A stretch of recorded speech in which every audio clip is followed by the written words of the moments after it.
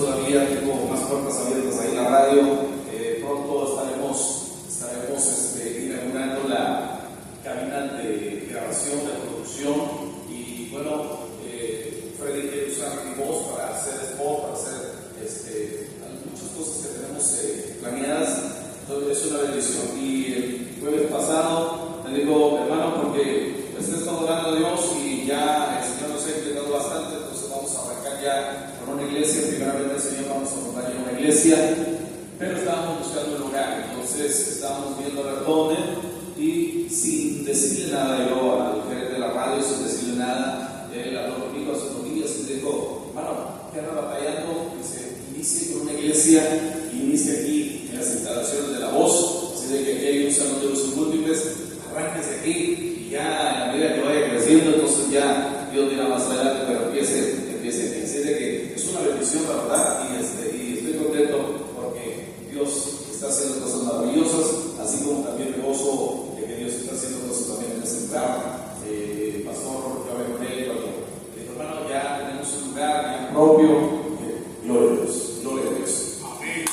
Dije, si eres una iglesia que ha sido procesada, es una iglesia que ha tenido que pasar por muchos desiertos, pero es parte de la formación, porque en medio de la tormenta, en medio de los desiertos, en medio de las dificultades, ahí se ve si somos o no somos. Amén. Amén. Y gloria a Dios que están aquí. Amén. Oye, vamos a ver nuestras Biblias ahí en el primer libro de Reyes. Primer libro de Reyes en su capítulo 19.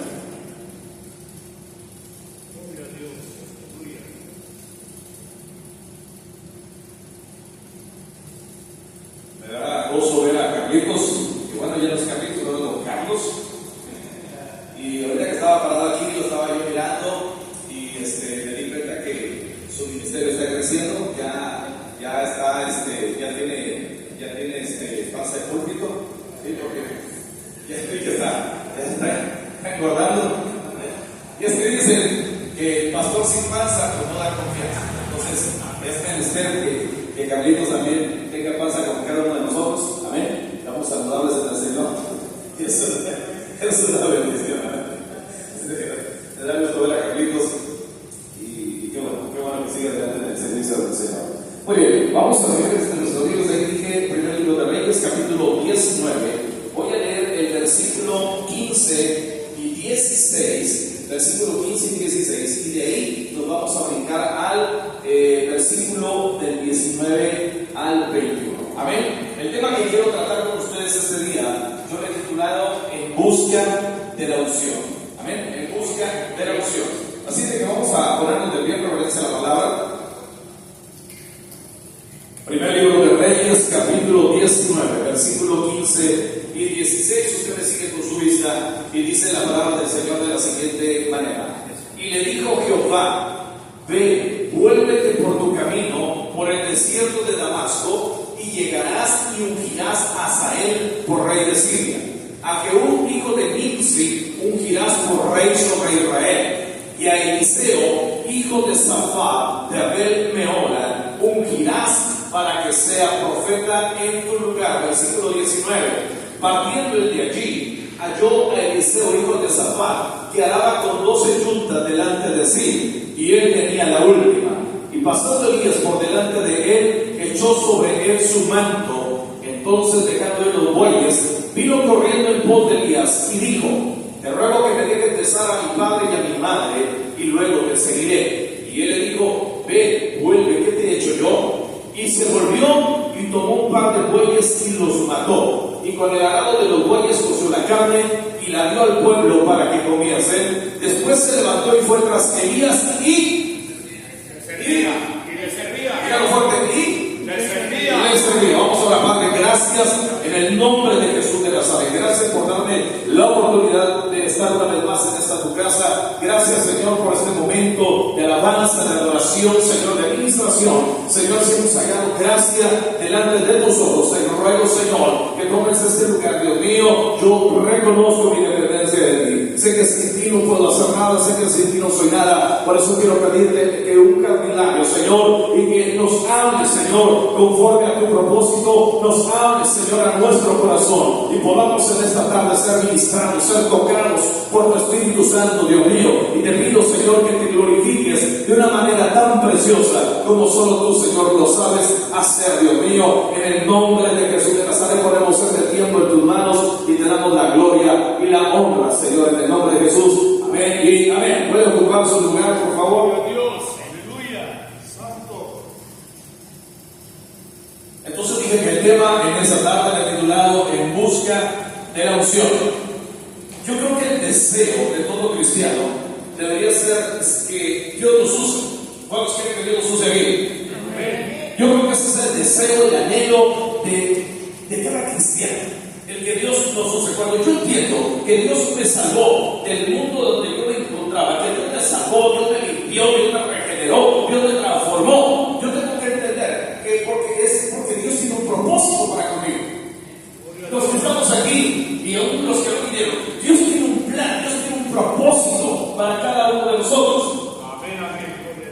Y he conocido gente a lo largo de los años. Ya estábamos haciendo cuentas con un predicador que estuvo hace unos días aquí conmigo, y él está más pequeño, pero bueno, está radicando en Torreón y de ahí se mueve a toda la República. Estábamos platicando de predicadores y de muchos ministerios que conocemos, y a lo largo de los años yo he tenido la oportunidad de visitar muchísimas iglesias en muchos lugares en donde ni siquiera tengo idea que hay pueblos. Ahí he estado practicando yo, y he conocido mucha gente que de repente se vuelve emocionalista. Y ese es un problema que tenemos hoy en día dentro de las iglesias, y hablando de la iglesia en general, es que tenemos mucho emocionalismo dentro de la iglesia. Es decir, los cristianos se emocionan porque de repente sintieron la presencia de Dios, porque de repente escucharon un mensaje motivacional, un mensaje de superación personal, y salen motivados del culto y dicen: ahora sí voy a echar ganas, así el otro. Pero 2 o 3 domingos y vuelven otra vez al enfriamiento espiritual. Por otro lado, hay gente que de repente se convierte al Señor e inmediatamente ya quieren o se creen la última Coca-Cola en el desierto. Sienten que porque Dios los empieza a usar un poquito, sienten que ya todos le tienen que rendir pleitesía. Eso es una mentira. Si bien es cierto que Dios tiene un plan para cada uno de nosotros, pero también es cierto que primero Dios nos tiene que procesar. Dios nos tiene que procesar, porque Dios no nos puede sacar del mundo e inmediatamente ponernos a predicar, porque entonces muchos vamos a cometer errores. Eso es lo que ha pasado con muchos predicadores.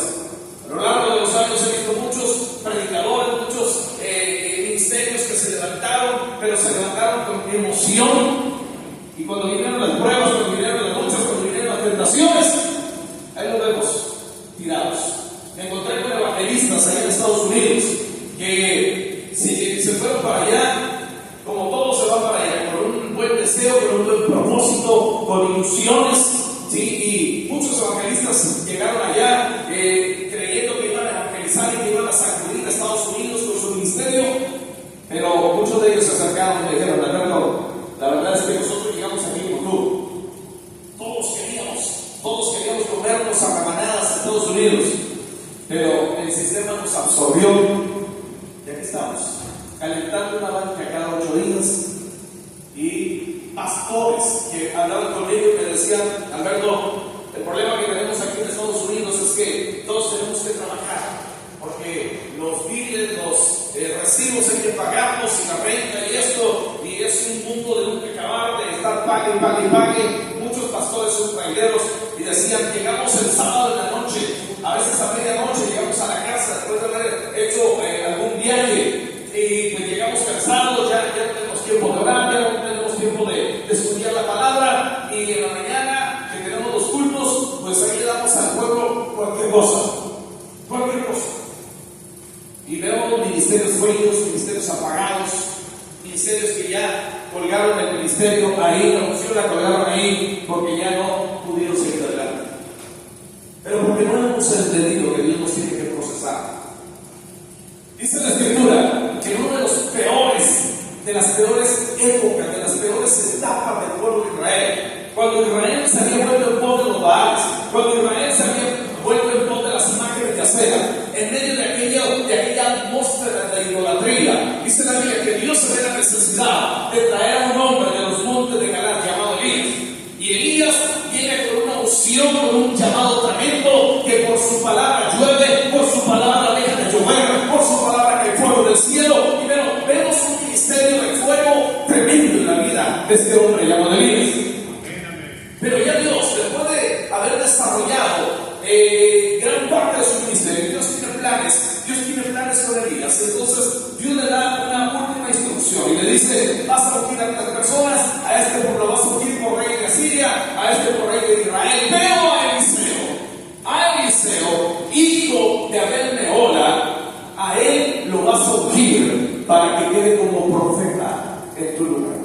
Dios le da una instrucción específica porque es necesario, es menester que alguien tome el lugar del profeta Elías. Y para llenar los guaraches del profeta Elías, no podía ser cualquier persona.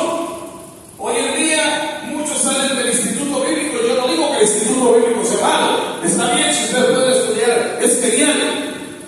Donde estoy en desacuerdo es que hoy en día mucha gente sale del instituto bíblico y sale con el cuello todo crecido. Se sienten arrogantes, soberbios, porque ahora son licenciados en teología, porque ahora tienen un doctorado, porque ahora tienen una universidad teológica, y salen sintiéndose, hermano, más que profeta Elías. Y ese es el problema de mucha gente hoy. Entonces, quien tiene que llenar los guaraches del profeta Eliseo no puede ser cualquiera. Y entonces Dios le da la instrucción a Elías. Le dice: ven, busca a Eliseo y a él lo vas a ungir para que quede como profeta en tu lugar. Y entonces dice la Biblia que a partir de allí va en busca de este hombre llamado Eliseo. Y mire qué dice la Biblia: que Eliseo estaba arando con 12 yuntas de bueyes. En aquellos tiempos, el tener ya 12 yuntas de bueyes significaba que era una persona o era una familia adinerada, que era una familia productiva, que era una familia que tenía una posición económica y una posición social. No era cualquier persona. Pero Eliseo estaba trabajando. No estaba trabajando los dedos y que todo el mundo corriera, no. Eliseo estaba trabajando. Algo que tenemos que entender es que si queremos que Dios nos use, hay que entender que Dios no usa gente floja, Dios no usa gente perezosa, Dios usa gente dinámica, gente trabajadora, gente que tiene hambre, gente que tiene sed, gente que tiene deseos que realmente Dios los use. Allá para el sur, para Tabasco, la gente acostumbra a dormir en hamacas. Allá en las casas no ve camas. En el 97, en el año 97, por primera vez fui a pastorear la primera iglesia, la pastoreé allá en Villahermosa, Tabasco. Y llegaba yo a las casas y yo no veía muebles por ningún lado. Eso sí, veía hamaqueros por todos lados en las paredes. Y en la noche todo el mundo cuelga sus hamacas, se dormían en las hamacas. El problema es que muchos cristianos, sí, cuando llegan de trabajar, porque Villahermosa está por debajo del nivel del mar y es una pantanosa, hace mucho calor, es muy húmedo, hay muchos mosquitos, zancudo le llaman aquí. Y entonces la gente llega de trabajar y lo primero que hace, después de haberse tomado su pozol, que es una bebida tradicional de Tabasco, se acuestan en la hamaca y empiezan a cantar: yo quiero trabajar por el Señor. Y ¿cómo? O sea, hoy en día los cristianos ya no dicen mentiras, ahora las cantan. ¿Sí? Ya no dicen mentiras, ahora las cantan. Porque ¿cómo es posible que quieren trabajar por el Señor y están durmiendo en la hamaca? Hay gente que se puede cantar: y era la 1 de la madrugada y yo buscaba el rostro del Señor. ¿Cuántas horas de la 1 de la mañana no se ve? Pero nos gusta cantar ese canto, ¿verdad? Señor, envíame a mí. Y cuando Dios te quiere enviar, no quiere decir. Entonces ya no decimos mentiras, ahora las cantamos. Entonces hay que entender que Eliseo no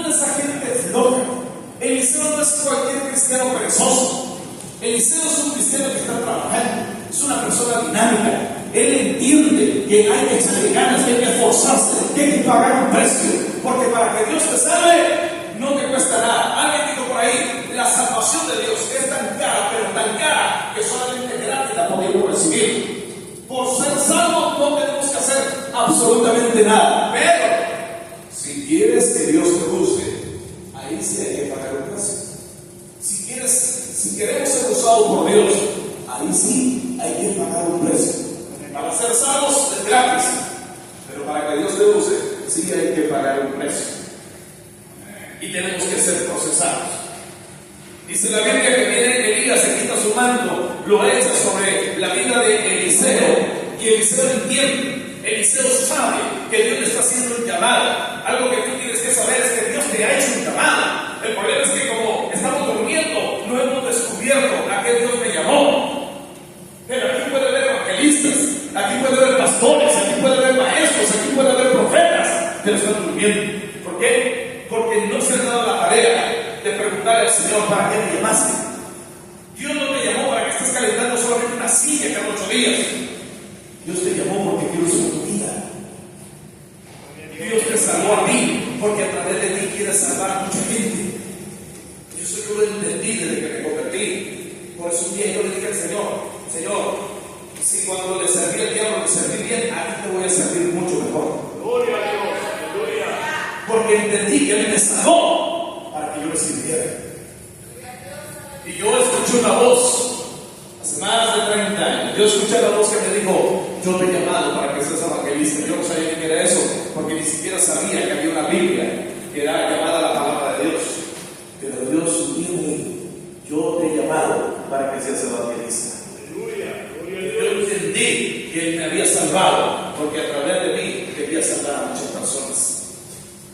Gloria a Dios. Y dice la Escritura que Eliseo entiende el llamado que Dios le está haciendo. Y no era cualquier llamado, era un llamado a un ministerio profético. A un ministerio profético. Y entonces dice la Biblia que va Eliseo y le dice a Elías, permíteme besar a mi padre y mi madre, despedirme de ellos y luego te voy a seguir. Posiblemente Eliseo pensó que Elías le iba a decir: no, sí, hijo, cuando tú quieras. No lo está apapachando, no lo está consintiendo. Voltea y le dice: vuelve, ¿qué te he hecho yo? En otras palabras, lo que Elías le está diciendo a Eliseo: ya Dios te hizo un llamado, de ti depende que ese llamado se active en tu vida. Ya Dios te está dando una asignación, de ti depende que tú actives en esa asignación. Entonces, ¿qué es lo que hace Eliseo? Dice la Biblia que regresa Eliseo, mata un par de bueyes, pero le da los trozos de la carne, le da al pueblo para que coman, se despide de sus padres, y entonces venía en pos de Elías. ¿Y qué dijimos? Y le servía. No vino y le dijo: Elías, hazte un lado, porque ahora yo soy el profeta de Israel. No, a mucha gente que así le quiere hacer a los pastores en las iglesias. Por eso mucha gente se va de la iglesia. Por eso mucha gente vive en la iglesia. Porque un líder ahí de repente siente que ya tiene autoridad y ya quiere ser más que el pastor, quiere hacer el cargo del pastor, y como no puede, divide la iglesia. Esos son los ladrones. Esos son los ladrones. Son los dos rapaces que al final de cuentas terminan frustrados, terminan engañados por espíritus de error, porque ellos tienen espíritus de error y comparten ese espíritu de error con la gente que se va detrás de ellos. Y al rato, muchos de ellos que se fueron terminan en el mundo. Eso siempre pasa así. Dios no puede prosperar una división. Dios no puede prosperar división. Y entonces dice la Escritura que venía en pos de Elías y les servía. Si usted le pregunta a muchos predicadores, si usted me pregunta a mí cómo empezó mi ministerio, le voy a responder lo mismo que Eliseo: cargándole la maleta a los siervos de Dios. Así empezó nuestro ministerio. Yo recuerdo hace muchos años cuando yo me convertí, yo empecé a ver en la iglesia hombres de Dios que llegaban, que Dios los usaba tremendamente. Y yo decía: Señor, yo no sé lo que esos hombres tienen, pero lo que ellos tienen yo también lo quiero. entonces yo me le pegaba a los evangelistas y le decía a mi pastor, permítame llevar a los evangelistas a donde van a predicar, y él me hacía adelante y le cargaba la maleta a los evangelistas y yo me sentía feliz. Cuando Dios, más adelante, Dios me levanta a mí como predicador y empecé a viajar a diferentes lugares y empecé a tener cruzadas, campañas evangelísticas con otros evangelistas, con otros predicadores. Muchas veces tuve la bendición de plancharle la ropa a los predicadores. Y no solamente eso, le volé los zapatos a los predicadores y me sentía contento. Y compartimos el púlpito y yo me sentía feliz de haberle planchado la ropa a los predicadores. Y hasta hoy en día, para mí es una bendición cada vez que un predicador llega a mi casa, llega a visitarme, yo me entero para atenderlo. Porque sé que son hombres de Dios, que dejaron a su familia, dejaron compromisos, dejaron muchas cosas para salir de su casa, ir a otro lugar y poder servir a Dios. Y eso mucha gente no lo entiende, la iglesia no lo entiende. Yo lo viví, muchos años estuve como evangelista y llegué a lugares donde me trataban como endemoniado, me encerraban en un cuarto y solamente me abrían la puerta para darme de comer y me volvían a encerrar y me abrían la puerta para salir a predicar, y terminando de predicar la cena yo otra vez al cuarto, ahí encerrado como endemoniado. Pero otras veces me trataban como ángel, ¿sí? Me trataban como un ángel, porque los ángeles no duermen, no comen. Y así es, no me daban de comer. Así de que me trataban como ángel. Pero siempre ha sido una bendición servir a Dios. Entonces yo entiendo que el ministerio de aquellos que salen de sus hogares para ir a predicar a otro lugar no es fácil, no es cualquier cosa. Usted ve que Dios los usa en un púlpito y Dios los usa en milagros, en sanidades, pero no se da cuenta lo que está detrás de un púlpito. ¿Cuántas lágrimas un evangelista tiene que derramar? ¿Cuántas veces el evangelista tiene que sufrir? ¿Cuántas veces tiene que estar tocando puertas y no se le abre? No es cualquier cosa. Entonces, si le preguntan a los evangelistas, a los predicadores, ¿cómo empieza su ministerio? Todos van a decir, cargándole la maleta a los hombres de Dios. Pero vale la pena. Dice la Biblia que Eliseo le servía a Elías. Pasa el tiempo, pero Dios tiene que procesar a Eliseo. Dios tiene que procesar a Eliseo para ver si Eliseo realmente quiere que Dios lo use. Dios tiene que procesar a Eliseo para ver si realmente Eliseo tiene el deseo suficiente y está dispuesto a pagar el precio para que Dios lo use. Y entonces, en el segundo libro de Reyes, en el capítulo 2, encontramos el proceso por el cual Dios tiene que llevar a Eliseo. Y ese es el mismo proceso por el cual Dios nos tiene que llevar a ustedes y a mí si queremos ser usados por Dios. Es un proceso que todo cristiano tiene que pasar. El problema es que muchos cristianos a medio proceso se regresan, a medio proceso se acobardan, a medio proceso tienen miedo y se regresan una vez más para atrás. Y entonces ahí en el segundo libro de Reyes, en el capítulo 2, dice la Biblia que ya Dios tiene unos planes para Elías, ya Dios se lo va a llevar al cielo. Y entonces vienen y encontramos el proceso, y aquí quiero usar un poco de simbología para que podamos comprender cuál es el proceso en el cual Dios nos tiene que llevar. Segundo libro de Reyes, capítulo 2, versículo 1, dice la Biblia que Elías venía con Eliseo. ¿De dónde? Dice la Biblia que venían de Gilgal. Gilgal literalmente significa rodar.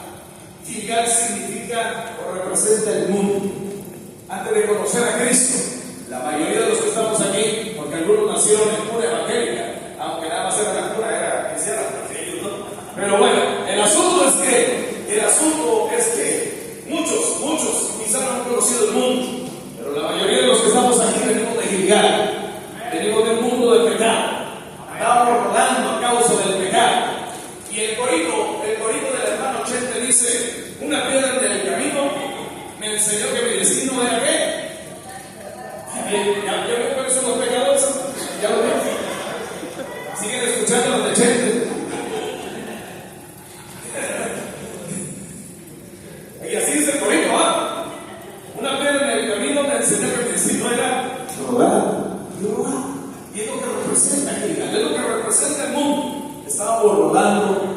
causa del pecado, rodábamos a causa del alcoholismo, rodábamos a causa del machismo, rodábamos a causa de las pandillas, de las drogas, y estábamos rodando ahí en el pecado. Pero Dios está formando a Eliseo para ver si Eliseo va a ser de ese tipo de cristianos que, aunque están dentro de la iglesia, tienen un pie dentro de la iglesia y un pie fuera de la iglesia.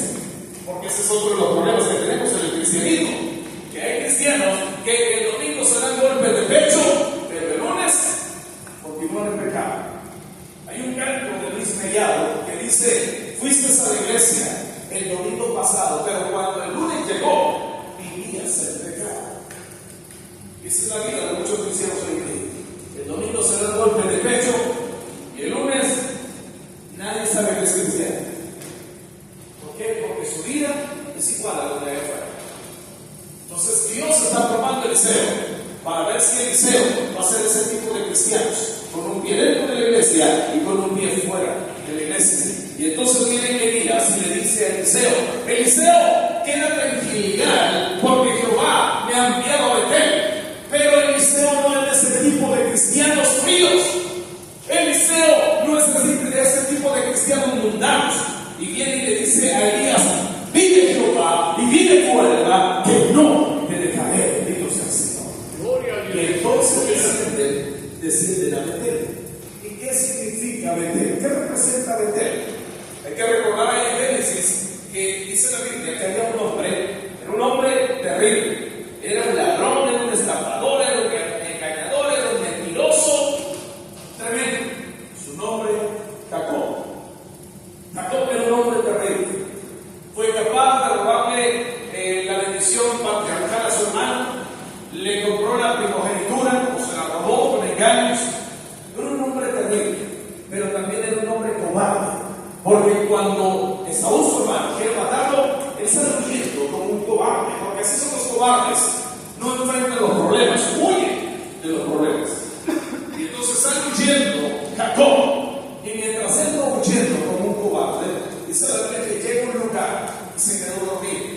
Y cuando él se queda dormido, él tiene un sueño y ve una escalera que baja del cielo a la tierra. Y él está viendo ángeles que suben, ángeles que bajan. Y entonces él despierta espantado y dice: qué terrible es este lugar. Ahora entiendo que este lugar es casa de Dios y puerta del cielo. Bendito sea el Señor.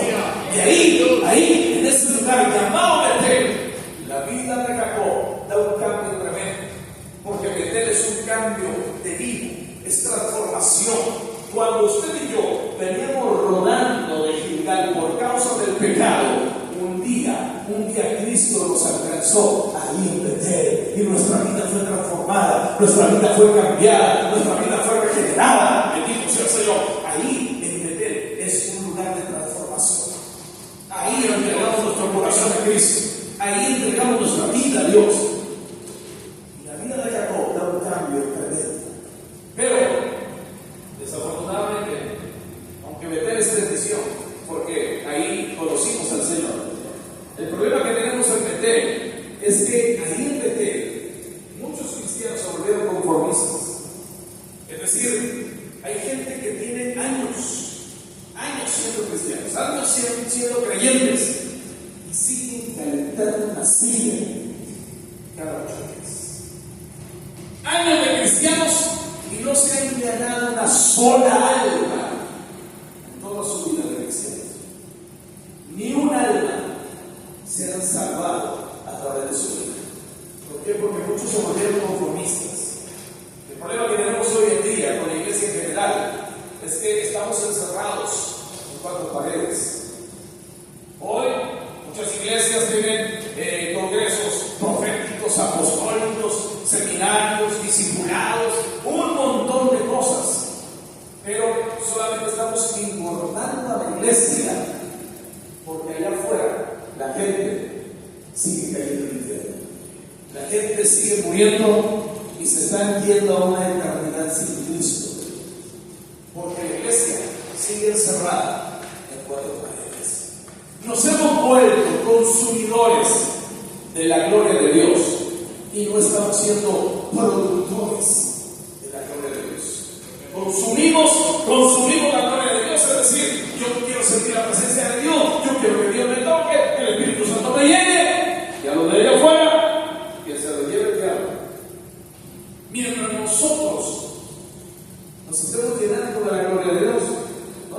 interesa lo que ocurre allá afuera. Yo estoy convencido, y lo he dicho muchas veces en muchos lugares, yo estoy convencido que la mayor responsabilidad de lo que está pasando en nuestro país, en el ambiente político, en el ambiente de seguridad, en el ambiente religioso, en todos los ámbitos que usted me diga, la mayor responsabilidad de lo que está pasando es por culpa de la iglesia. La iglesia es la culpable de que haya tanta violencia hoy en día en nuestro país. La gente le echa la culpa al gobierno. Es que el gobierno no paga bien a los policías. Es que el gobierno por aquí, es que el gobierno. No. Hay que entender algo. El gobierno es la autoridad terrenal, pero la iglesia es la autoridad espiritual en esta tierra. Bendito sea el Señor. ¿Qué dice Pablo? Dice Pablo en Efesios que nuestra lucha no es contra carne y sangre. Nuestra lucha es contra potestades, contra gobernadores, contra principados, contra huestes de maldad en los aires. Hay un mundo espiritual que es más real que el mundo natural que estamos viviendo. La batalla se está librando en los aires. Los principados, los gobernadores son los que están creando la violencia porque se está endemoniando a la gente. Porque usted no puede pensar que es normal que una persona normal descuartice a otra persona, que lo haga picadillo. Usted dice, una persona normal no lo puede hacer. Solamente una persona que está endemoniada es la que puede hacer ese tipo de acciones. Hay demonios detrás de todo esto. Hay principados, hay huestes de maldad detrás de todo esto. Y el enemigo ha ganado terreno porque la iglesia se ha vuelto perezosa. Porque la iglesia se ha vuelto apática e indiferente. Porque nos hemos vuelto conformistas. Hace más de 30 años que yo me convertí. Cuando yo me convertí, yo llegué a una iglesia donde el Espíritu Santo se estaba moviendo en todo su apogeo. Niños de 6, 7 años siendo bautizados por el Espíritu Santo, hablando en lenguas, orando por los enfermos y sanando. Una iglesia donde había más de 70 jóvenes, que cuando se nos invitaba a una actividad en otra iglesia y nos daban la oportunidad de un canto, decían a ver los jóvenes de la iglesia filas, más de 70 jóvenes llenos del Espíritu Santo, jóvenes que hablaban en lenguas, jóvenes que profetizaban, jóvenes que interpretaban lenguas, jóvenes que tenían visiones, jóvenes que oraban por los enfermos y sanaban. Hoy tenemos en las iglesias a los niños con el celular para que a los papás no se les interrumpa cuando salen del culto. Hoy las iglesias tienen su escuelita bíblica. Seguimos entreteniendo a nuestros niños con historias bíblicas, con el arca de Noé, con los burritos. Cuando el diablo allá afuera, en las escuelas, le está formateando la mente a nuestros hijos, queriéndoles que adopten la ideología de género. Allá afuera el diablo está queriendo que nuestros hijos entiendan y crean que es normal que dos mujeres vivan juntas, que dos hombres vivan juntos, mientras en la iglesia los seguimos entreteniendo con historias bíblicas. Cuando deberíamos de estar diciendo a nuestros hijos que sus sentidos espirituales estén activados para que el diablo no gane terreno. Oye, iglesias a predicar y veo, me gusta observar, porque me gusta ver la atmósfera en la que se está moviendo la iglesia, y veo como papás, mamás, alcahuetes, servidores llegan al culto, pero parece que vienen del súper. Traen sabritas, traen juguitos, traen maruchas, traen de todo ahí.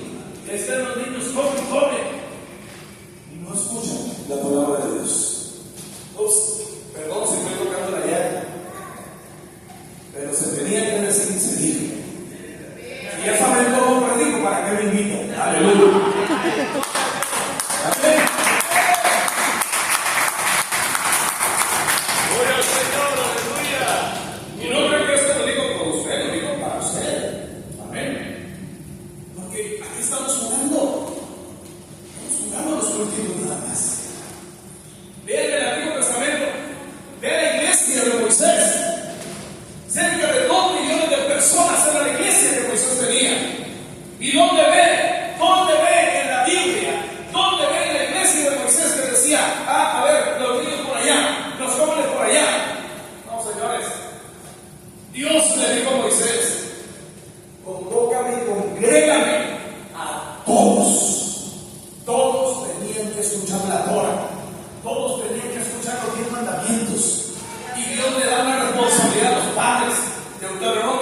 versículo 6 le dice: y hablarás de esto a tus hijos cuando andes en el camino, cuando te vayas a acostar, cuando te levantes, y las vas a escribir en los postes, en las ventanas, en las puertas. Y esto se lo tienes que enseñar a tus hijos y a tus hijos después de tus hijos.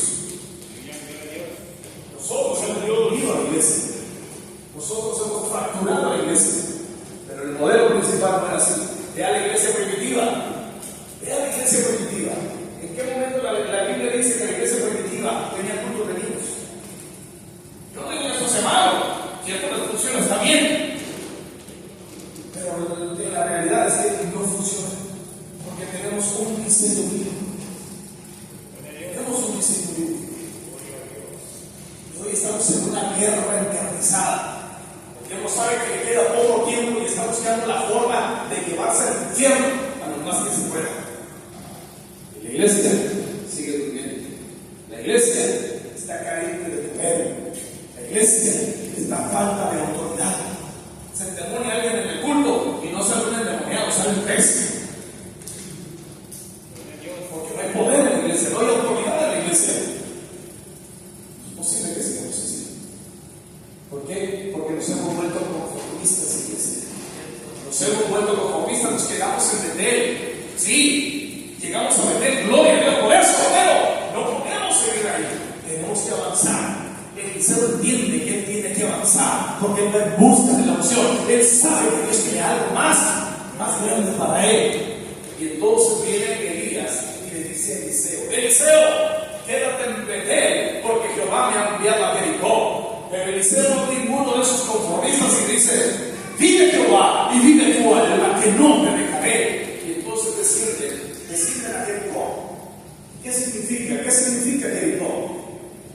Dice la escritura que cuando Josué está conquistando la tierra prometida, llegaron a Jericó. Jericó era una ciudad que estaba amurallada, era unas murallas bastante grandes, gruesas.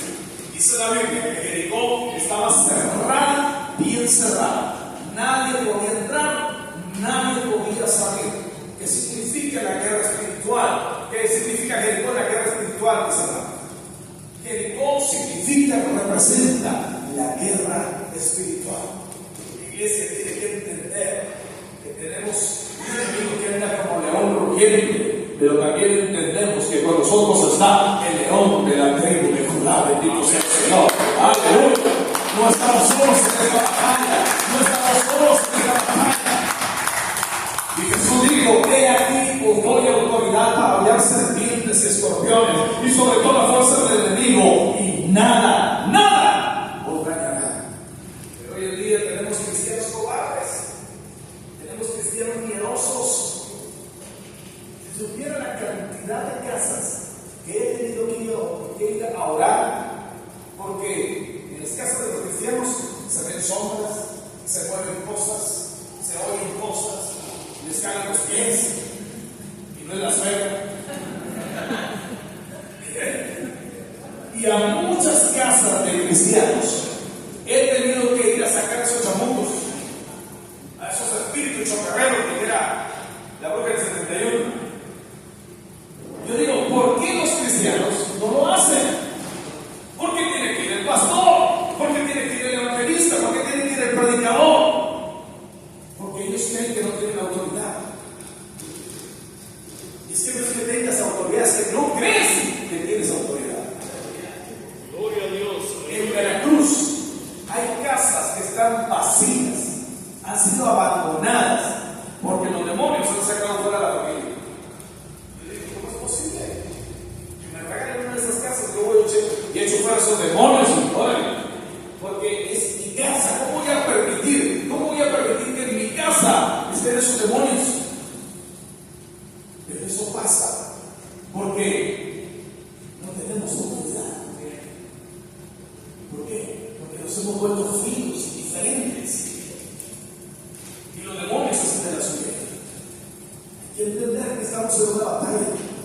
Hay que entender que estamos en una guerra. Jericó representa eso: la batalla, la guerra espiritual. Hay muchas iglesias donde ya no se habla de guerra espiritual. Yo he ido a lugares, yo he ido a iglesias donde el pastor me ha dicho: hermano, le vamos a dejar predicar, pero pero no prediques sobre Satanás, no hables sobre Satanás, no hables sobre demonios. ¿De qué voy a hablar? Si eso está en la Biblia, a menos de que ya hayan arrancado eso de su Biblia, pero en mi Biblia sigue apareciendo eso. ¿De qué predican eso? ¿Por qué? Porque por eso hay gente endemoniada. Dicen, no lo sé, te lo digo, en el campamento que acaba de ocurrir por aquí cerquita, es casi cada año, dicen que hubo un montón de endemoniados en los jóvenes, un montón de chamucados. Usted dice, ¿por qué? ¿Cómo es posible que un cristiano esté endemoniado? Sí, es posible, porque cuando se le abre la puerta al diablo, el diablo no entra solo, entra con toda la familia. Y Dios está probando a Eliseo para ver si Eliseo va a ser de ese tipo de cristianos cobardes o quiere seguir adelante. Y entonces viene Elías y le dice a Eliseo: Eliseo, quédate en Jericó, porque Jehová me ha enviado a Jordán. Y entonces responde Eliseo: vive Jehová y vive tu alma, que no te dejaré. Ahora, cuando usted estudia el capítulo 2 del segundo libro de Reyes, se va a dar cuenta que en cada proceso, en cada etapa, había profetas, había hijos de profetas que querían desanimar a Eliseo. Que en cada proceso le decían: oye, ¿sabes que Dios va a quitar a tu Señor de ti? Y él le decía: sí, cállense, yo lo sé. No, pero es que no, quédense callados. En el proceso siempre va a haber otros cristianos que te van a querer desanimar, que te van a decir: ¿para qué siguen yendo con el pastor Jorge? ¿Para qué siguen yendo al cielo de gloria? Siempre va a haber gente que te va a querer desanimar. Tú quieres echarle ganas y siempre va a haber gente que: no, hombre, ¿para qué? ¿Quieres poner un negocio? No, ¿para qué, hombre? No vas a pegar. Siempre va a haber gente negativa. Hay gente tan negativa que cuando se llegan a desmayar, en lugar de volver en sí, vuelven en no. Porque son tan negativos. Es terrible. Y entonces Dios está probando a Eliseo. Pero Eliseo no es de ese tipo de cristianos. Sabe que más adelante hay algo grande para él. Entonces dice: vive Jehová, vive tu alma, que no te dejaré. Y vienen a la orilla del Jordán. ¿Y qué significa el Jordán? ¿Qué representa el Jordán? Para empezar, quiero comentarles que el río Jordán es uno de los ríos más veloces y más caudalosos del pueblo de Israel.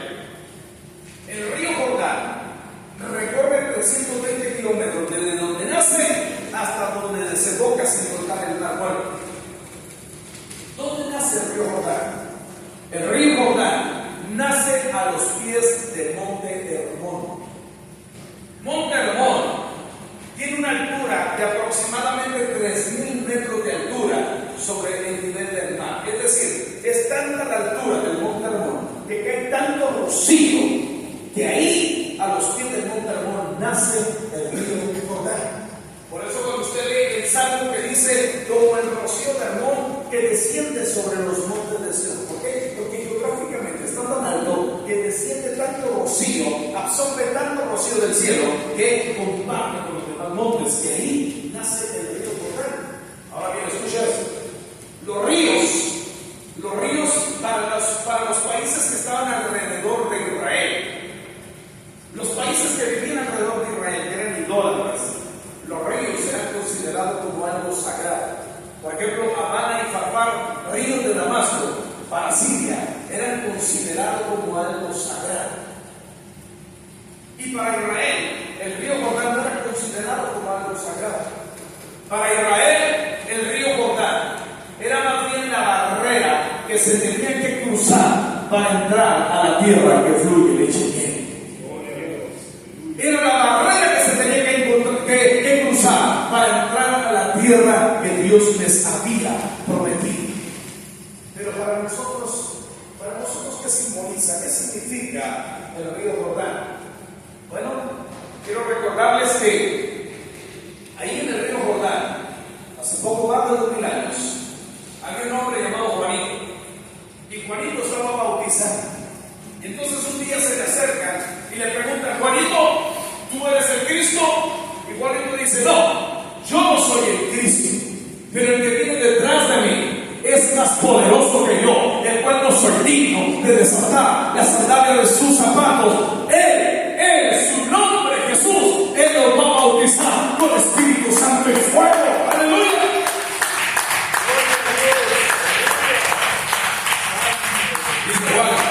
Él los va a bautizar con Espíritu Santo y fuego, porque Él es más poderoso que yo. Más adelante vemos que Jesús se levanta en el último día de la gran fiesta y dice: si alguno tiene sed, venga a mí y beba, y de su interior correrán ríos de agua viva. Y es como decía, por el Espíritu que atiende a recibir a los que creen en su nombre. Gloria a Dios. El que bautiza con Espíritu Santo y fuego se llama Jesús. Y Él está diciendo: si alguno tiene sed, venga a mí y beba. No dice pídame de beber, dice: si tienes sed, ven y bebe. Pero muchos cristianos no lo han entendido. Siguen pidiendo y pidiendo cuando Dios te dice: no te estoy diciendo que me pides, te estoy diciendo que bebas, porque ahí está. No sigas pidiendo, mejor bebe. Más adelante vemos que dice la Biblia que después de que Cristo resucitó al tercer día, durante 40 días se le estuvo apareciendo a más de 500 personas. Y entonces ya llega el momento en que Jesús tiene que ascender al cielo. Y se los lleva al monte de los olivos a aquellos 500 y les da una instrucción. Les dice: no se vayan de Jerusalén hasta que sean revestidos del poder de lo alto. Porque Juan bautizó en agua, pero ustedes serán bautizados con el Espíritu Santo dentro de no mucho tiempo. Bendito sea el Señor. A los 40 días de haber sido resucitado, Él le dio la instrucción a 500 de que no se fueran de Jerusalén, porque iban a ser llenos del Espíritu Santo. Hechos capítulo 2, en el aposento alto dice la Biblia que había 120, ya no había 500. Había 120, es decir, que 380 no supieron esperar y se fueron. Porque la instrucción de no irse se le dio a 500, pero en el aposento alto de Hechos capítulo 2 solamente había 120. Y ahí estaban, 120, esperando la promesa. Y dice la Escritura que de repente vino como un viento recio.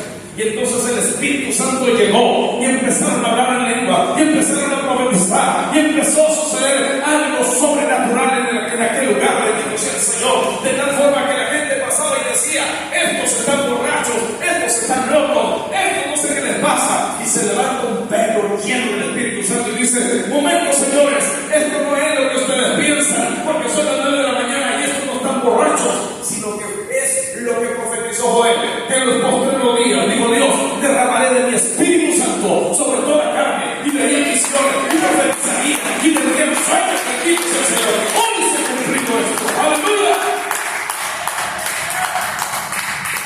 Pero notemos que a 500 se le dio la orden y solamente 120 pudieron esperar. Es lo que pasa con muchos cristianos hoy en día. El Señor viene y me dice: yo tengo algo para ti, tengo un ministerio, tengo un don, tengo un talento, tengo algo para que tú hagas. Pero no saben esperar y se desaniman y se van. Y se van porque quieren que inmediatamente Dios los empiece a usar. Y no hemos entendido que hay que ser procesados.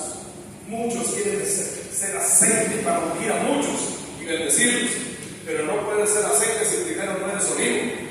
Tienes que aprender a ser olivo y después tienes que ser arrancado y ser machacado, porque el aceite se extrae de las olivas después de que se les machacan y las tienen que machacar por los pies. Dios te tiene que poner ahí en el lagar y entonces empieza a machacarte. Duele, sí duele, pero primero tienes que pasar por ese proceso para que puedas ser aceite y ungir a muchos.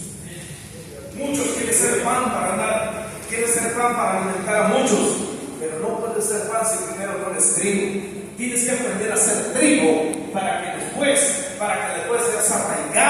seas arraigado de ahí y entonces sea procesado, y ese proceso te va a convertir en harina, y una vez que eres harina vas a ser pan, pero después del pan tienes tienes que ser metido al horno de fuego y entonces ese serás un buen pan para que puedas alimentar a muchos. Todo tiene un proceso. Todo tiene un proceso. Tú necesitas ser procesado si quieres que Dios te use. Dice la Biblia que ahí están parados Elías y Eliseo. Ahí están parados en el Jordán. Yo recuerdo hace 34 años que yo me convertí. Recuerdo que en un culto, bueno, cuando yo recién me convertí en un cuarto lleno de puro maíz. Y entonces cuando me llevan por primera vez a una iglesia, la iglesia Maranatha, yo recuerdo que ahí yo me ponía a orar en el altar. Y cuando yo estaba orando en el altar, los hermanos que se ponían al lado mío empezaban a orar y empezaban a hablar así de raro. Yo decía, Señor, yo no sé qué están hablando de ellos. Oye, se oye que hablan algo raro, pero cuando ellos hablan algo raro, yo siento bonito en mi corazón. Yo decía, Señor, no sé qué es eso, pero lo que ellos tienen yo lo quiero. Y entonces yo pregunté, ¿qué es eso? Y alguien me dijo, eso se llama Espíritu Santo y fuego. Espíritu Santo y fuego. Y entonces yo me puse en ayuno y oración. El primer mes de que me había convertido, me puse en ayuno y oración. Y mi oración en la mañana era Espíritu Santo y fuego. Mi oración a mediodía era Espíritu Santo y fuego. Mi oración en la noche era Espíritu Santo y fuego. En la madrugada despertaba y decía, Señor, Espíritu Santo y fuego. 3 días antes de que yo cumpliera un mes de haberme convertido, estaba yo en un culto de hogar. Estaba predicando el hermano Olivo, un hermano humilde, un albañil, muy humilde. Recuerdo todavía su predicación. Estaba ahí en segunda de Tesalonicenses, donde habla de no apaguéis el espíritu, no menospreciéis las profecías, está siempre gozoso. Y él está predicando, muy humilde el hermano, pero estaba predicando con gozo, con fervor. De repente yo veo un panorama se abre delante de mí y oigo una voz que me dice, prepárate porque dentro de 3 días yo te voy a bautizar con el Espíritu Santo. Wow, cuando yo escuché eso yo entré en un gozo tremendo.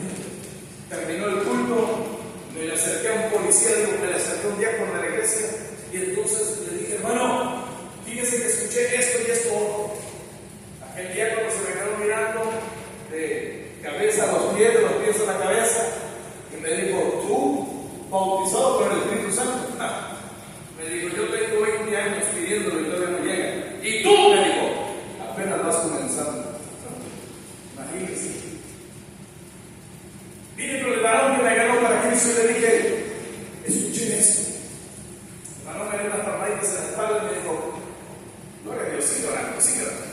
Bueno, no me interesó lo que me dijeron porque yo iba gozoso, porque yo había escuchado esa voz. 3 días después, un 7 de julio de hace 34 años, recuerdo que era un domingo, yo trabajaba en una tortillería y llegaba un poco tarde, llegaba ya a la mitad de la alabanza por causa del trabajo. Ese día, recuerdo que estaba yo gozoso, se me había olvidado lo que 3 días atrás había escuchado, se me olvidó. Yo lo único que quería ese día era correr a la iglesia. Terminé mi jornada laboral, me fui corriendo, alistarme y subí corriendo al templo. Cuando llegué, la iglesia estaba llena, el templo estaba lleno, las sillas estaban llenas, las bancas estaban llenas, había gente en los pasillos, había gente afuera del templo. Y estaba la alabanza en todo su apogeo. Ese día estaba dirigiendo el varón que me ganó para Cristo y me compartió el evangelio. El hermano Paco ahí estaba dirigiendo el servicio. Recuerdo, bueno, él me comentó después, porque yo no lo escuché, porque eso lo dijo al principio del culto. Él comentó una visión que él tuvo esa mañana. Él estaba en 21 días de ayuno en esa ocasión. Dice él que después de haber orado en la mañana, se sentó en el suelo, se recargó en la pared y cerró los ojos. Cuando él cerró los ojos, dice que en una visión ve que está atrás, afuera del templo, en la parte de atrás. Y entonces él sintió que alguien llegó y lo abrazó por la cintura. Cuando él volteó, vio que era el Señor Jesús. Y entonces dice, Señor Jesús, ¿qué es lo que tú quieres? El Señor Jesús le dijo, mira hacia el frente, ¿qué es lo que ves? Y le dijo, en la visión él está viendo, dice, veo a un varón que está en la primera banca y está agachado. El Señor Jesús le dijo, dile a la iglesia que al final del culto oren por él, porque hoy voy a derramar mi gloria sobre su vida. Yo eso no lo escuché, porque yo llegué a media alabanza. Cuando yo llegué así como el Señor me alcanzó. Yo venía del mundo, yo era rockero, yo llegué con tenis rotos, con pantalones de mezclilla rotos, yo llegué con playeras con demonios, yo llegué con el pelo largo. Así llegué porque así me alcanzó el Señor. Yo no tenía ropa para ponerme ropa decente. Entonces yo así como me alcanzó el Señor, era el primer mes que estaba dentro de una iglesia. Cuando yo llegué, yo me paré hasta allá atrás, hasta afuera, porque la iglesia estaba llena, el templo estaba lleno. Y estaba yo gozándome, había gente hablando en lenguas, había gente cantando, había gente danzando. Era un mover del Espíritu Santo tremendo en ese culto. Y entonces se acerca, el policía de 3 días atrás, se me acerca en esa tarde. Y con una sonrisa colgada se me queda mirando y me dice: hermano Alberto, Dios te bendiga. Me dice: hermano Alberto, pásale al frente, la primera banca está vacía. Yo le dije: no, estaba el templo lleno. Se veían todas las bancas y las sillas llenas. Había gente en los pasillos, había gente afuera. Afuera estábamos cerca de 30, 40 personas afuera. Y se me acercó a mí para decirme que la primera banca estaba vacía. Y entonces yo cometo el primer error y le digo: no, yo estoy bien aquí me estoy gozando. Y entonces aquella sonrisa colgante desapareció. Y ya me dice más serio el hermano, le dije que la primera banca está vacía, pásale al frente. Segundo error: hermano, yo aquí me quedo, aquí me estoy gozando. Y entonces el champú del viejo me dice: hermano Alberto, le dije que la primera banca está vacía, pásale al frente. Y yo digo: pues así posible. Y entonces pasé a la primera banca.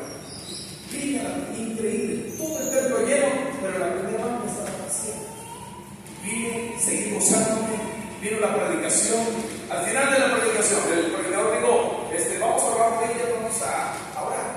Entonces yo caí de rodillas y de repente me quedé así como que: Señor, no tengo ganas de pedirte nada.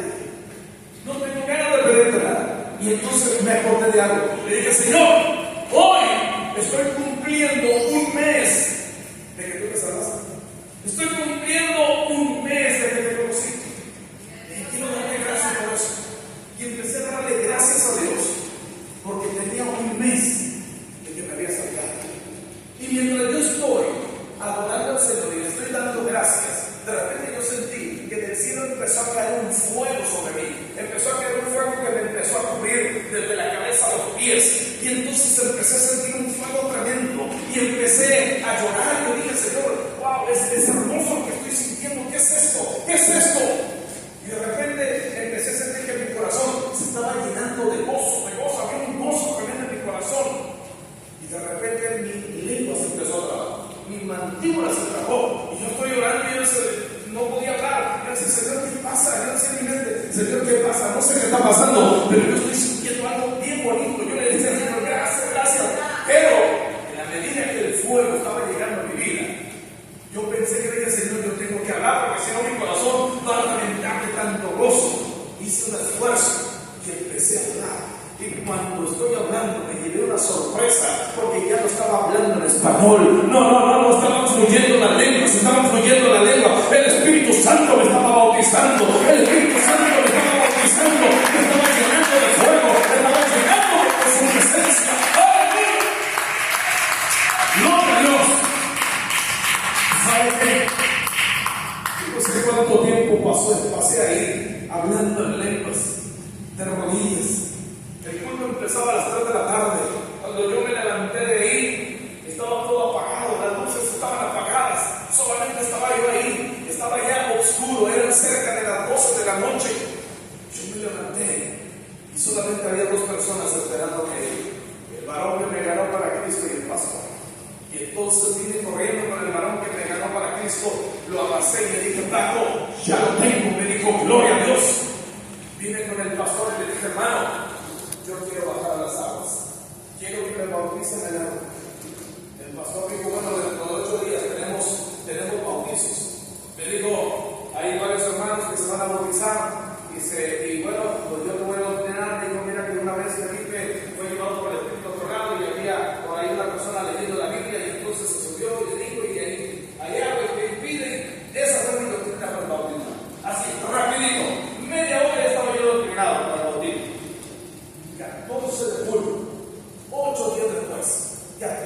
julio de hace 34 años, nos fuimos a Caracas, pero no es Caracas, Venezuela. Caracas es un pueblo de Veracruz. Y entonces llegamos a Monterrey. Y de todos los que se iban a bautizar, todos se acobardaron, todos se echaron para atrás. Y el único que se bautizó fui yo. Recuerdo que llegaba después del bautizo, llegaba yo a la iglesia, me ponía a orar en el altar y empezaba a hablar en lenguas. Entonces había gente que criticó, como casi no hay en las iglesias, sin menos aquí. Pero bueno, ahí se había gente criticona que decía, sí, este expandillero, ¿cómo es posible que este expandillero, que este rojero, acaba de llegar a la iglesia y está hablando en lenguas? Y yo que tengo años pidiendo. Otros decían, este está en su primer amor, y yo sé que hay otro. Yo no conocía a otros más que Jesús. Y entonces otros decían, es pura llamarada de petate. Sí, es pura llamarada de petate. Cuando venga la prueba, cuando venga la lucha, va a estar igual que todos los demás. Pues yo no sé qué pasó, pero o el petate salió muy bueno, o el fuego no se ha apagado, pero yo sigo sintiendo lo que sentí hace 34 años. ¡Aleluya! Pero ¿saben qué fue lo que marcó la diferencia? Lo que marcó la diferencia es que yo llegué hambriento del mundo, yo llegué sediento, yo quería más de la presencia de Dios, yo quería ser lleno del Espíritu Santo. Y entonces cuando vi un río de agua cristalina, porque usted y yo no nos sumergimos en un río que nace a los pies del monte Hermón, no, usted y yo nos sumergimos en un río que dice la Biblia en Apocalipsis que nace del trono de Dios. Es un río de agua limpia, es un río de agua cristalina. Y yo venía sediento, y yo vi que estaban parados a la orilla, y yo dije, no, yo no voy a ser de los que se quedan parados a la orilla. Yo llegué y me sumergí en el río del Espíritu de Dios. Aleluya. Gloria a Dios, aleluya. Pero hay muchos cristianos que tienen años parados a la orilla del Jordán. Hay pastores que están en el ministerio, años de pastores, y no han sido bautizados por el Espíritu Santo. Hoy tenemos a muchos predicadores predicando pura letra, sin nada de unción. Hoy tenemos a muchos cristianos parados a la orilla del Jordán y siguen parados porque no se han querido sumergir en el río del Espíritu. O él dijo, en los postreros días, Dios derramaría de su Espíritu Santo sobre toda carne. A menos de que tú no seas de carne, no eres prospecto. Pero si tú eres de carne, tú eres un prospecto para que el Espíritu Santo te lleve, para que el Espíritu Santo te bautice. ¿Ven? Entonces Elías le dice, hey, quédate en el Jordán porque voy de este lado. Vive Jehová y vive tu alma que no te dejaré. Yo no voy a ser de esos cristianos que se quedan parados a la orilla del Jordán. Entonces viene Elías, dobla su manto, golpea las aguas y las aguas se parten en dos y entonces cruzan de aquel lado. Ya están en la tierra que fue y ya están en la tierra prometida. Hermanos, el bautismo del Espíritu Santo es la introducción, es la puerta que se abre para entrar a un sinfín de bendiciones de parte de Dios. De aquel lado del Jordán están los dones, de aquel lado del Jordán están los ministerios, de aquel lado del Jordán están los talentos, de aquel lado del Jordán está la unción de vivir de aquel lado. Pero muchos siguen parados de este lado. Hay que avanzar, porque más adelante está nuestra bendición. Va caminando Elías y Eliseo. Viene Elías y le dice a Eliseo, Eliseo, pide lo que quieras antes de que yo te sea guiado. Y entonces Eliseo responde, quiero que una doble porción de tu espíritu sea sobre mí. Y viene y dice, cosa difícil, hazte de ti. Vamos a hacer una cosa, le dice Eliseo, estoy parafraseando. Vamos a hacer una cosa, vamos a hacer un trato. Si Dios te permite verme cuando yo se he quitado de ti, que será hecho. Si no, no. Él dijo, amén. Si Dios no me lo quiere dar, bueno, ya es problema de Dios. Pero Dios se está dando cuenta que no me quedé en filial. Que no fui un cristiano conformista y me quedé en filial. Si Dios no me lo quiere dar, es problema de Dios. Pero Dios se está dando cuenta que no me quedé ahí sentado en una banca en Betel. Si Dios no me lo quiere dar, está bien, ya es decisión de Dios, pero Dios se está dando cuenta que no me acobardé ante los muros de Jericó. Si Dios no me lo quiere dar, está bien, no hay problema, pero Dios está mirando que no me quedé parado a la orilla del Jordán.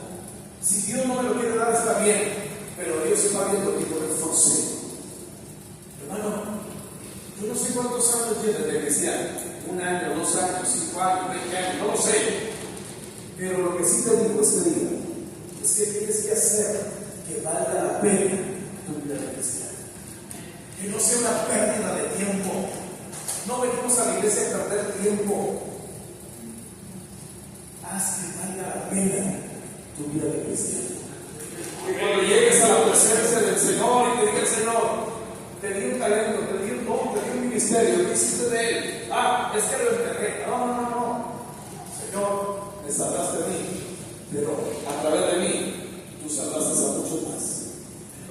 Vale la pena. Vale la pena. Señor, tuve que llorar, tuve que sufrir, tuve que ser procesado una y otra vez, sí. Pero vale la pena. Y entonces escucharemos ese día. Buen siervo fiel. En lo poco fuiste fiel, en lo mucho te pondré. Entra al gozo de tu Señor. Gloria a Dios. Haz que valga la pena tu vida de cristiano. No te dejes parar de avanzar. Porque Dios tiene preparado algo grande para tu vida. Y no estás aquí por una casualidad. Donde Dios te plantó, ahí tienes que florecer. Si Dios te plantó aquí, aprende a florecer, aprende a dar fruto aquí. De verdad, yo admiro al pastor Jorge porque de verdad que ha sido procesado tremendamente y le han apuñalado. Yo digo, si yo fuera el pastor de ellos, ya otra cosa sería. Pero abusan del pastor porque es muy buena gente. Abusan de él. Yo cuando pastoreé 14 años en una iglesia y algún líder ahí se quería retirar, y 300. ¿Cuánto tiempo? 1 año. Pero es que 2 años. Pero es que 3 años correspondió. Y aquí el pastor le da muchas oportunidades. Hermano, haz que valga la pena. Dios tiene algo para vestido de gloria. Vestido de gloria está en el corazón de Dios. Dios tiene algo, pero tiene que ponerse las pilas. Acuérdate, Dios usa a gente activa, gente dinámica, gente que está trabajando. Yo quiero preguntar, ¿cuántos quieren ir en busca de la unción? Alguien dijo por ahí que en la iglesia primitiva, el más pequeño mascaba tachuelas, el más chimuelo mascaba tachuelas, perdón. Hablando de que el más pequeño de la iglesia era usado poderosamente por Dios. Dios quiere usar esta iglesia. Póngase de pie, por favor, en esta tarde.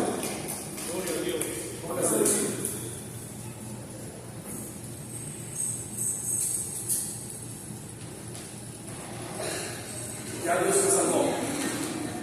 ¿Quieres que Dios te use? Hay que pagar el precio. Hay que entrar en el proceso de Dios. Dice un canto, una vez orando, le dije a mi Señor, tú el alfarero, yo el varoso. Entonces, ¿qué dice él?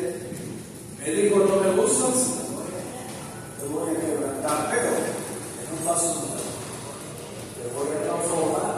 Pero en el proceso te voy a hacer verdad. Amén. ¿Alguien quiere eso? Venga al frente y dígale, Señor, si me vas a quebrar, aquí estoy. Gloria a Dios. Señor, si me vas a procesar, aquí estoy, pero sé que no vale la pena. Sé que va a valer la pena, pero no quiero seguir en actividades. No quiero seguir coqueteando con el mundo. No quiero ser un conformista quedándome en Betel. No quiero ser un tumbable mirando las murallas de Jericó. No quiero quedarme parado a la orilla del Jordán. Quiero valer. Quiero valer. Cierra tus ojos y empieza a hablar. Empieza a orar. Empieza a orar. Señor, dile, aquí estoy. Dile, Señor, entiendo que tú tienes un plan para mi vida. Entiendo que tú tienes un propósito para mi vida. Pero entiendo que tú me tienes que procesar. Que tú necesitas pulir mi corazón. Que tú necesitas arrancar de mi vida aquello que no te agrada, Señor. Señor, aquí estoy. Yo soy el barro, tú eres el alfarero. Padre, en el nombre de Jesús, toca, Señor, la vida de mi hermano. Abra sus labios, iglesia, y empieza a adorar al Señor. Platique conmigo. Usted y Dios se conocen. Usted sabe lo que está mal en su vida. Usted sabe lo que Dios necesita arrancar de su corazón. Dile, Señor, ven a tratar conmigo. Ven a tratar conmigo, Señor. En el nombre de Jesús. En el nombre de Jesús. Toca a mi hermano, Señor. Toca a mi hermano. Oh, sí, Señor, toca a mi hermano, toca a mi hermano. Toca, Señor, a mi hermana, Señor, en el nombre de Jesús. Llénalo de ti, Señor. Señor, sé que hay corazones dispuestos. Sé que hay corazones necesitados, Señor. Pero por una u otra razón, por las pruebas, por las luchas, por los obstáculos, Señor, de repente hemos bajado las manos. De repente nos hemos descuidado, Señor, y no hemos podido avanzar. Señor, quizá muchas veces, por lo fuerte, por lo recio de la batalla, quizá muchas veces se nos ha acabado la fuerza para seguir adelante. Pero aquí estamos, Señor. Aquí estamos, Señor. Levántanos una vez más. Levántanos, Señor, una vez más. Señor, en tu misericordia, acuérdate de nosotros. Oh, Sabare, Marababa,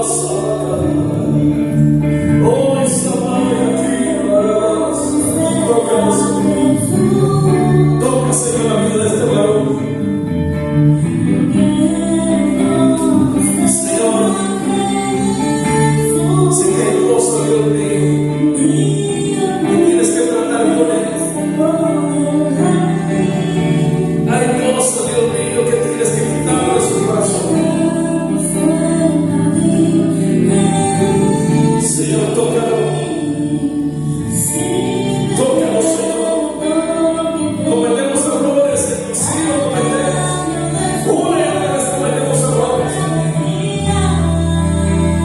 Pero a pesar de nuestros errores, Señor, tú sabes que te amamos. Tú sabes que te amamos, Señor. A pesar de las veces que te fallamos, tú sabes, Señor, que te amamos. Oh, Dios mío. Tócanos, Señor, tócanos. En el nombre de Jesús. En el nombre de Jesús. Toca, Señor, la vida de este joven. Toca su vida, toca su vida, Señor, revélate su vida, Señor.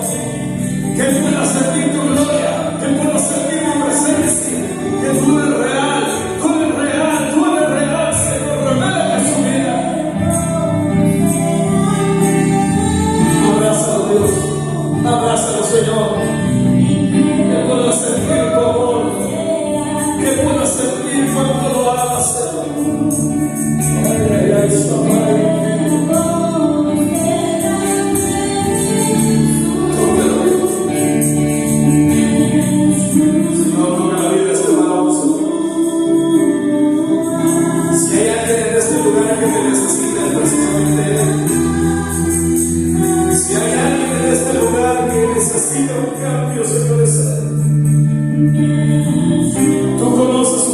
Señor, tú sabes, Señor, lo que he tenido que pasar, lo que he tenido que sufrir, y a pesar de que he hecho cosas que no te han agradado, pero también, Señor, Hijo.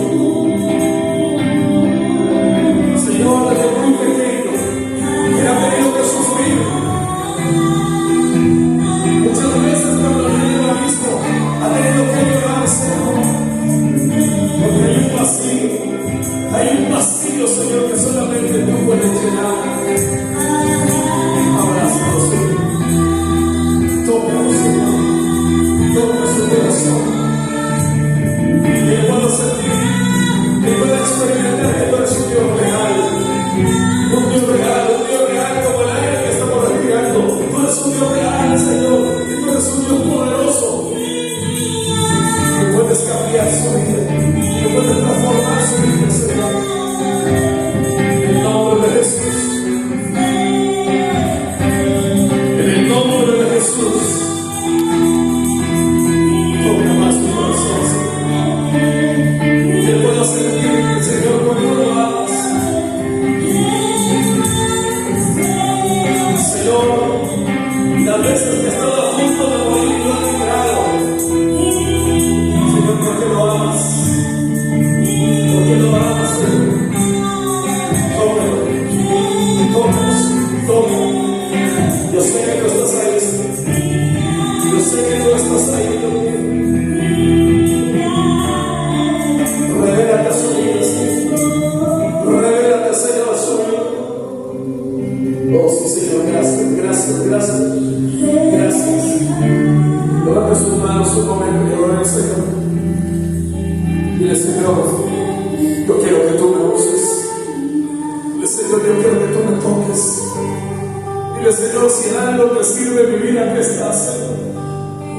Si en algo te sirve mi vida, Señor, úsame, por favor. No quiero seguir perdiendo el tiempo. No quiero que pase el tiempo sin seguir haciendo nada. Quiero que tú me uses. Quiero que tú me uses, Señor. Quiero que tú me uses, Señor. Oh, sí, Señor, gracias. Gracias, Dios. Gracias, Dios. Tócalo, Dios. Tócalo, Señor.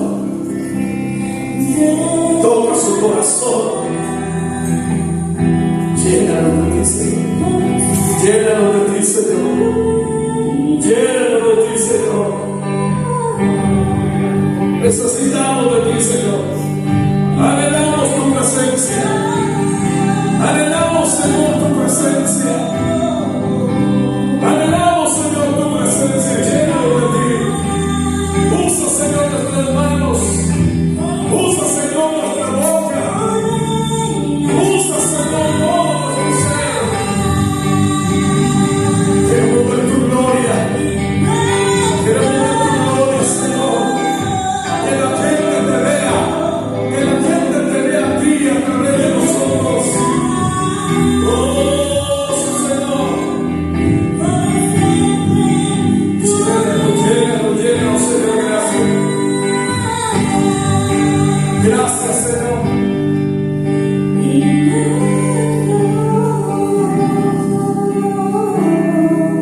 Adorando el momento de donde esté.